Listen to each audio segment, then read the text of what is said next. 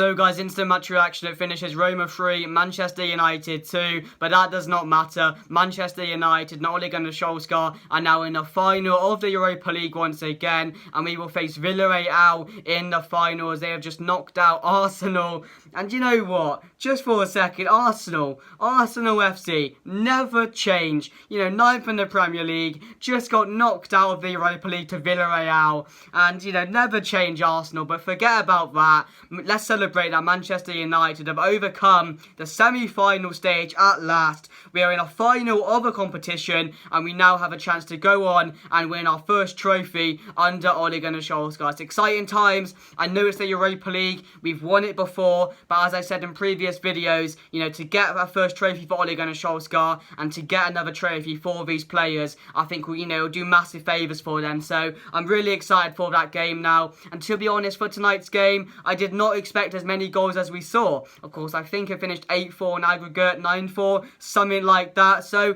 it was an entertaining game. It wasn't a 1-0. It wasn't a 0-0. So, you know, I think we can take that as a good sign. And we scored goals, we conceded goals, and you know, it doesn't matter in the long term. Maybe we can pick out mistakes tonight, errors that we made, but it's more about celebrating that we've overcome the semi-final stage at last, and we'll be going on to the Europa League final and to face Villarreal. You know, if it was Arsenal, I'd be a bit like, you know, in over one game, you never know, but with Villarreal, we should definitely be beating those. You know, we're far ahead of Arsenal right now in standards. You know, we're far ahead of them, so to beat Villarreal, you know, I think, you know, would be the favourites going into that game 100%. So, you know, I think we will go on and win it. We'll have to wait and see. But, you know, tonight's game, the lineup, I can't even speak after that game. Let's get onto the lineup straight away. So when the lineup came out, I wasn't too happy about it at the time. Once again, I thought it was too strong. But, you know, over the course of the game, if we didn't have Bruno playing, if we didn't have Edison playing, or De Gea playing, you know, we would have been screwed that game, because they really did have a chance to get in that game. A special mention to De Gea tonight, who was absolutely brilliant. And he showed there, you know, why are we looking to sell that keeper? You know, if you want one game on why you should keep David De Gea at Manchester United for next season, just watch this game. He was man in the match tonight, and he kept us in that game for around 90 minutes. So let's go on to the lineup. So the lineup in goal was De Gea in net, left back Luke Shaw, it was Bailly alongside Maguire, and right back it was Wan-Bissaka. In the middle was Pogba alongside Fred. On the left it was Donny van de Beek, so I was happy about that really. And on the right it was Greenwood, Cam it was Bruno, and up front it was Edison Cavani. So a very strong team. You know, I think a lot of people were like, you know, why aren't we giving Diallo a game? Why can't we give Matic a game there? You know, and rest some of these players for the game on the weekend against Villa. That was my thoughts as well, to be honest. So I wasn't too happy on the lineup, but over the course of the game, as I said, you know, it's what's the word?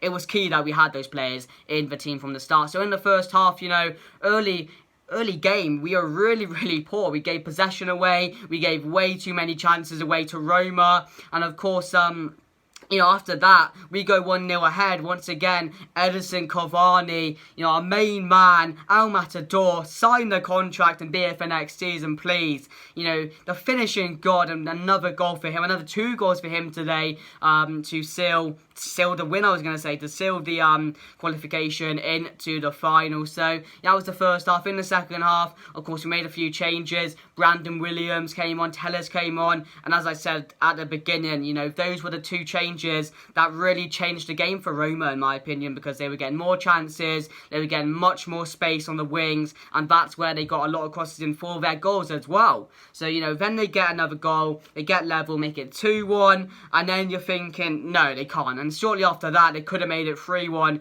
but as I said, De Gea was in some fantastic form today in that net, and he saved us a few times there. So if that third goal did go in, and we had 30 minutes left to go, I would have been a bit squeaky bum time, you know. So, you know, thank God for De Gea in net. But then, of course, Edison Cavani was a Bruno assist. Brilliant movement from Cavani. His movement is absolutely insane. Found the space, headed in, and of course that's 2-2 then. And any chance they did have, you know, it was completely gone when that second goal went in. Of course, they went on to get a third. good, but it didn't change much in the game. From then, I had the Arsenal game on as well, watching that game as well, and I was just waiting for that final whistle to blow so we can announce that we'll take on Villarreal in the final. So, you know, there's some positives to take out of the game. Of course, some of the defending tonight was absolutely diabolical, especially from Telles and Brandon Williams, and if we're going to play like that all the time, no wonder we don't play them a lot in the Premier League. So, you know, you can pick out some things that went wrong,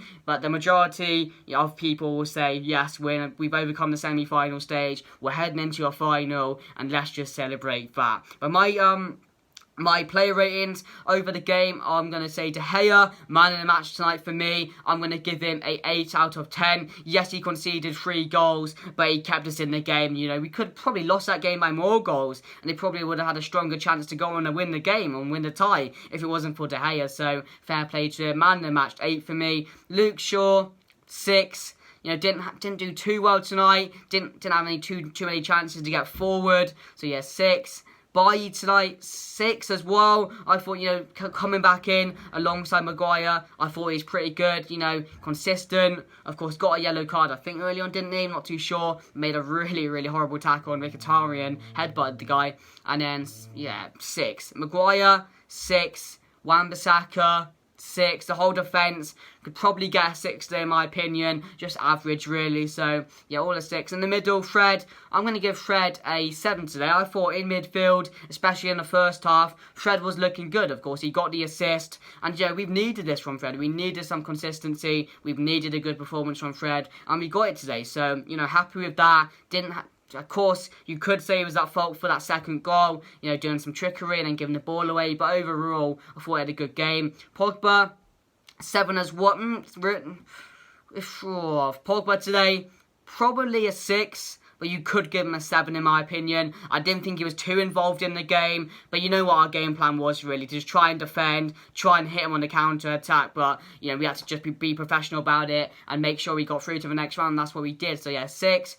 On the left, Donny van de Beek. Probably a 5 for me. Maybe a 6. I did think he was too good today. But yet again, played in a completely wrong position. If you're going to play Van de Beek, you're going to have to play him in that central attacking mid-throw. Where Bruno was today. Or, you know, you're not going to get the best out of him. It's as simple as that. So 6 for me. Of course, he got a lot of game time as well, which was key, I thought. I didn't expect him to get as long as he did. But yeah, overall, probably just a 6 for me today. Could go a 5, really didn't think he was too good. On the right, Greenwood, 4 today.